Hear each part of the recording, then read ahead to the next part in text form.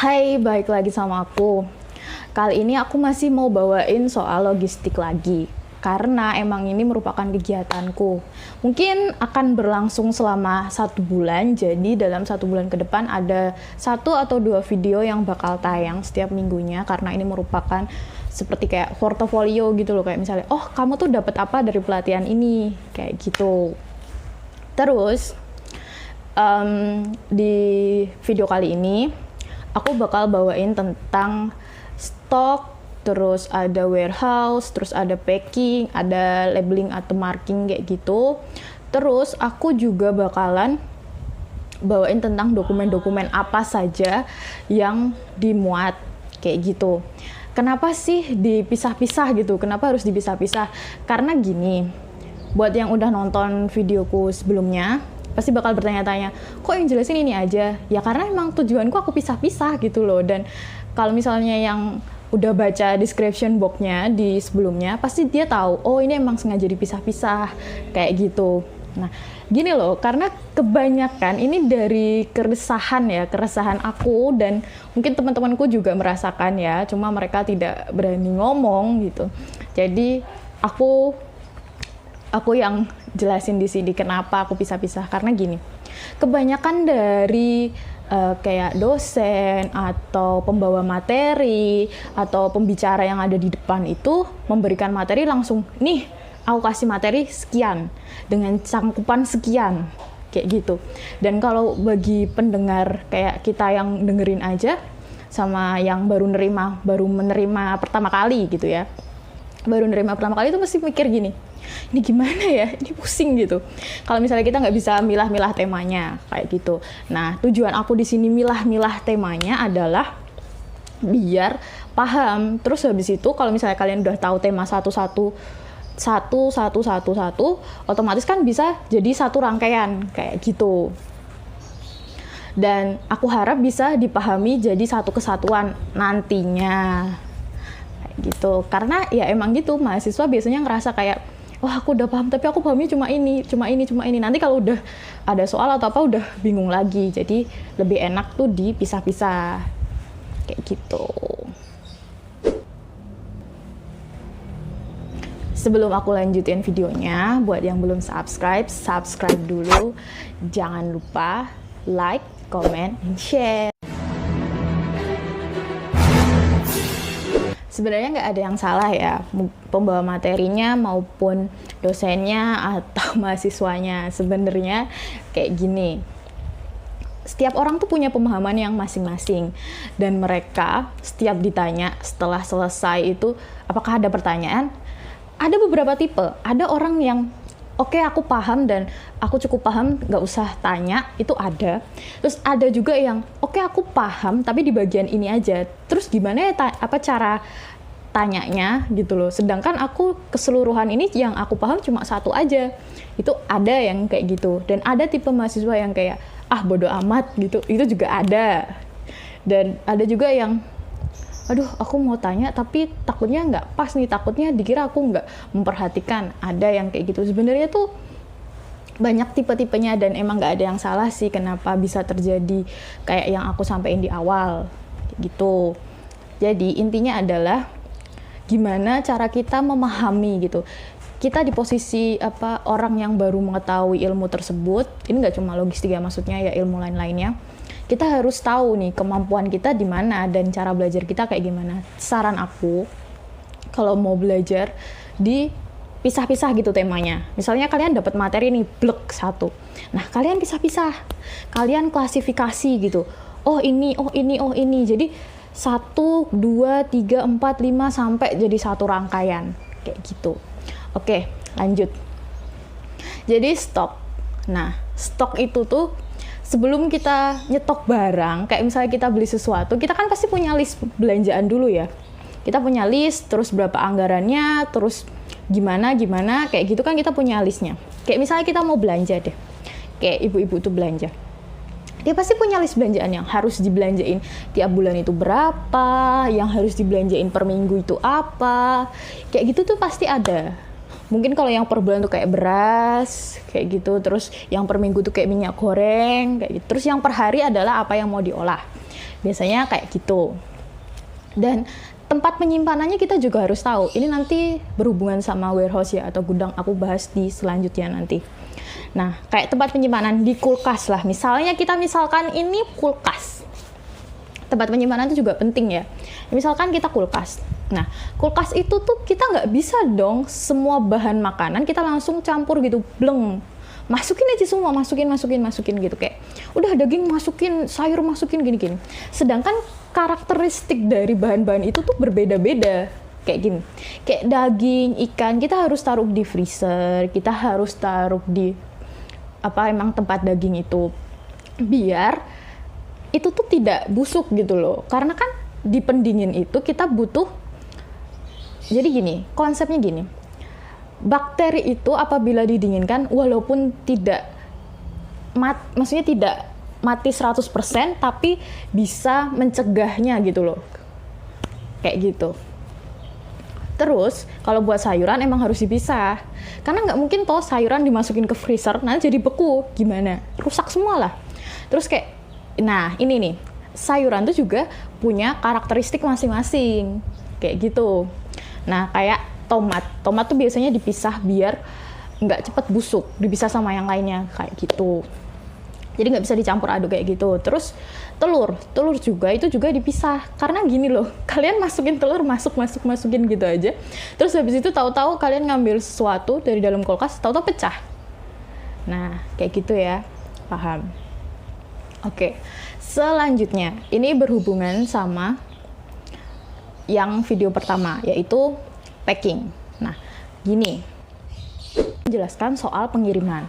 Dan pasti dong bagi pemilik barang, dia pengen barang itu sampai ke tujuan dengan posisi yang masih utuh, nggak ada cacatnya, nggak ada kurangnya, dan lain sebagainya, kayak gitu. Nah, di sini pentingnya packing itu harus diperhatikan. Jadi packing itu ada macam-macam ya. Ada yang pakai karung goni, terus dibungkus sama kayak karet gitu. Terus ada yang pakai karton, ada yang pakai bubble wrap atau dilapisin bubble wrap. Itu gunanya tuh buat ini loh, menahan goncangan saat pengiriman. Karena kan kalau misalnya kita ngirim jarak jauh, itu kan pasti melalui kayak pesawat, melalui truk, melalui jasa-jasa pengiriman yang dia pakai multimoda.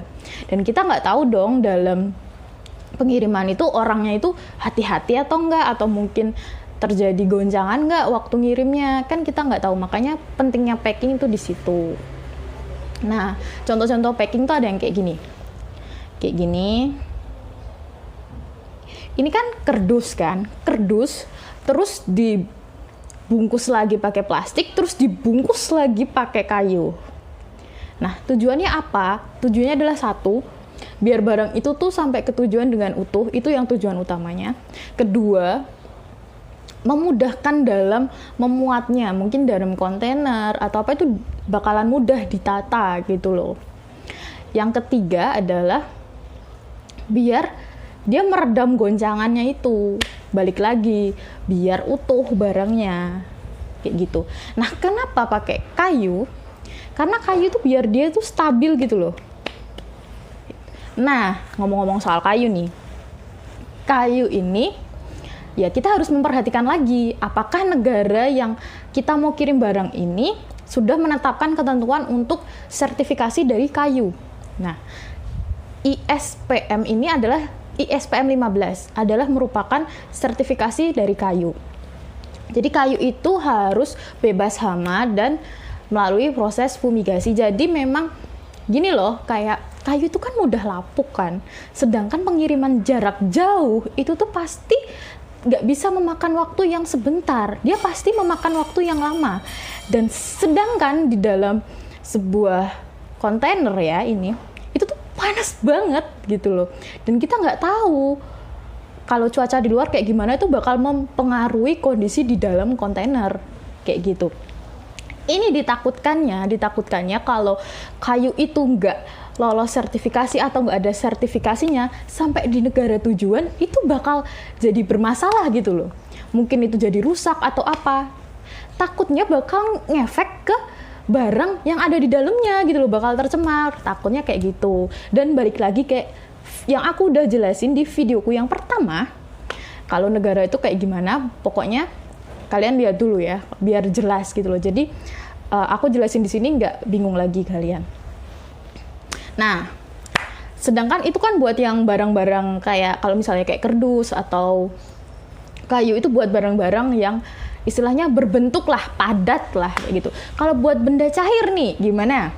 Nah, kalau buat benda cair itu biasanya kita pakai drum atau kayak tabung-tabung kayak gitu, nanti yang dimasukin ke dalam kontainer kayak gitu. Nah, ada juga nih yang pakai flexi tank atau flexi bag. Nah, flexi tank itu apa? Flexi tank itu kayak modelnya kayak balon atau kayak plastik lah, kayak itu dimasukin ke dalam kontainer terus baru diisi. Biasanya kayak minyak atau bahan-bahan kimia kayak gitu. Nah, flexi tanks ini biasanya punya bentuk yang macam-macam. Mungkin ada yang top load, top discharge, ada yang top load, bottom discharge, terus ada yang bottom discharge dan bottom load, bottom discharge kayak gitu.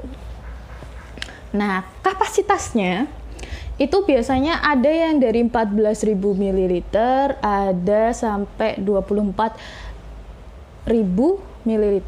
Oke, kalau aku nggak salah ya, mohon kalau misalnya salah dibenerin ya, karena aku masih belajar juga di sini ya. Nah, terus dalam pengirimannya nggak boleh asal-asalan nih. Jadi, kalau misalnya kita udah masukin barang itu ke kontainer, diusahakan kita natanya itu memang buat keselamatan dari supirnya juga dan barangnya juga di sini. Karena gini loh, kalau misalnya kita posisikan kita jadi supir ya, jadi supir kontainer itu. Kalau misalnya lagi supir nih, kalau lagi belok, barang di dalam ini juga ikut belok, otomatis kan tekanannya semakin berat, kayak gitu. Tekanannya tuh semakin berat dan kemungkinan untuk istilahnya jatuh kayak gitu tuh semakin besar. Nah, maka dari itu perlu penataan di dalamnya. Jadi ini ada contohnya nih. Ini ada contohnya gimana harus nata di dalam kontainer. Dan buat yang tadi flexi tank sama flexi bags itu harus diisi juga penuh gitu loh, sesuai dengan kapasitasnya biar nggak berat gitu. Karena coba deh kalian lihat kayak gini, yang contohnya ini. Itu penataannya kenapa harus kayak gitu? Karena gini, itu tuh menciptakan keseimbangan gitu loh.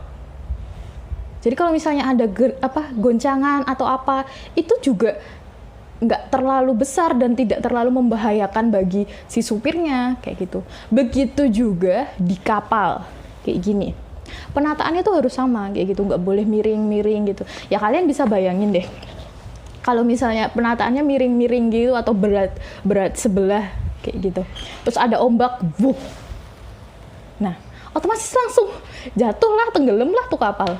Kalau misalnya nggak sesuai natanya, ya kayak gitulah maksudnya. Simpelnya kayak gitu pemikirannya. Dan jangan lupa nih, dikasih kalau misalnya kalian udah masukin semua, dikasihlah tali kayak pengikat gitu, semacam pengaman lah, biar kayak misalnya kalau kalian buka nih, buka, itu nggak langsung barang tuh langsung jatuh ke orangnya yang ngebuka kayak gitu. Itu nanti bakal bermasalah lagi. Jadi harus kayak gitu. Terus nih, kalau flexi tank atau flexi bag biasanya ada keterangannya atau tulisannya. Itu pintu yang dibuka harus 1 dan nggak boleh dibuka 2. Kenapa? Karena kalau misalnya kalian buka dua-duanya, takutnya tuh jatuh gitu loh. Takutnya langsung, kan itu air ya, namanya air kan. Jadi takutnya kayak blek gitu loh, langsung keluar gitu nih ban. Nah, itu harus diperhatiin. Nah, disinilah pentingnya labeling, terus pentingnya keterangan-keterangan gitu loh. Nah, ini tuh biasanya labeling ini, oke, kalau buat anak-anak yang udah masuk ke lab, itu kalian pasti paham banget. Apa namanya, kayak keterangan-keterangan, oh ini barang ini korosif, barang ini mudah meledak. Itu pasti kalian sering lihat. Nah, di sini nih juga ada ternyata di logistik kayak gini keterangannya. Jadi ada barang-barang yang nggak boleh kena air, nggak boleh terlalu kena sinar matahari atau mudah terbakar, nggak boleh kena pengait. Itu ada semua keterangannya di sini dengan jelas. Nah, untuk dokumen-dokumennya dalam pengiriman barang ini sebenarnya ada banyak banget dokumennya, dan sekali lagi aku minta maaf kalau misalnya ada kesalahan di sini karena emang dokumen ini kan banyak banget ya, dan aku bakal omongin yang sepemahamanku aja, segaris besarku aja. Sebenarnya ini banyak banget dan banyak juga yang terlibat di sana gitu loh. Jadi memang banyak gitu. Yang pertama, misal penjualnya nawarin nih ke negara A. Pak, saya punya barang ini, apakah Bapak berminat untuk membeli gitu. Nah, kalau misalnya pembelinya ini minat, oh iya Pak, gini. Saya berminat untuk beli sekian.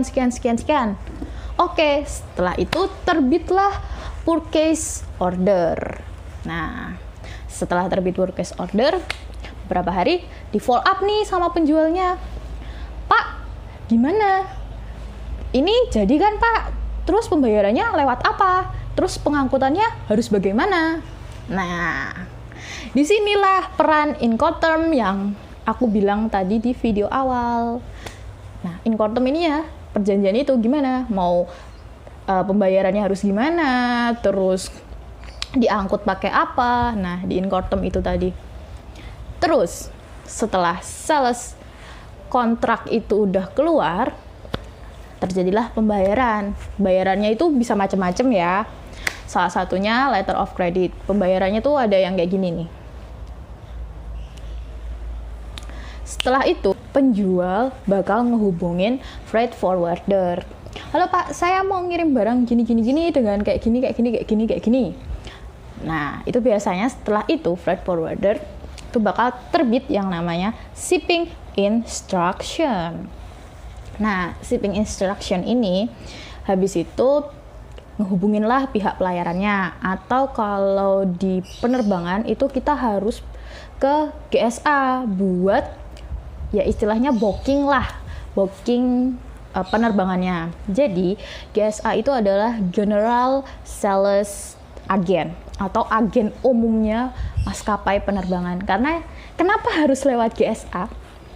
Gini loh, itu udah diatur dalam IATA,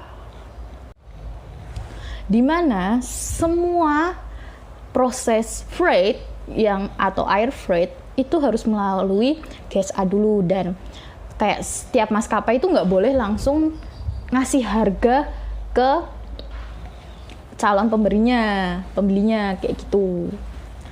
Nah, dari GSA itu nanti bakal dikasih tahu jadwalnya dan kapan bisa dimuatnya kayak gitu ya. Nah, setelah itu semuanya tadi terbitlah DO, delivery order. Terus setelah delivery order terbitlah invoice. Invoice itu gunanya kita kasih ke pembelinya biar pembeli itu tahu kayak gitu loh, barangnya kayak gimana, dimuat kayak apa, dari mana, pakai apa, kayak gitu. Biasanya tertulis di dalamnya situ. Oh, pakainya kapal ini, terus dimuatnya di pelabuhan ini, atau mungkin pakainya maskapai penerbangan ini dari bandara ini. Nah, setelah itu terbitlah packing list. Jadi packing list itu ya di dalam packingannya itu isinya apa aja kayak gitu, mungkin beratnya berapa kayak gitu. Nah, setelah dimasukin nih ke kapal atau ke pesawat, terbitlah bill of lading, atau kalau di pesawat airway bill atau surat muat udara. Nah, kalau di bill of lading itu biasanya ada dua. Ada master BL, bill of lading, ada host BL atau host bill of lading. Nah, master BL ini biasanya dikeluarkan oleh pihak pengangkut atau maskapai atau pihak pelayaran, itu biasanya ke freight forwardernya. Sedangkan freight forwarder dia bakal ngasih host of BL ke kliennya atau si penjualnya. Kayak gitu. Nah, setelah itu terbitlah Certificate of Origin. Nah, Certificate of Origin ini adalah merupakan sertifikat di mana mengesahkan kalau barang ini tuh dimuat di sini berasal dari negara ini gitu. Nah, sekian buat video kali ini. Aku ucapin maaf banget. Aku minta maaf kalau dalam penyampaianku ada yang kurang jelas, bahasanya kurang bisa dipahami. Mungkin di luar sana juga banyak yang lebih expert di bidang ini.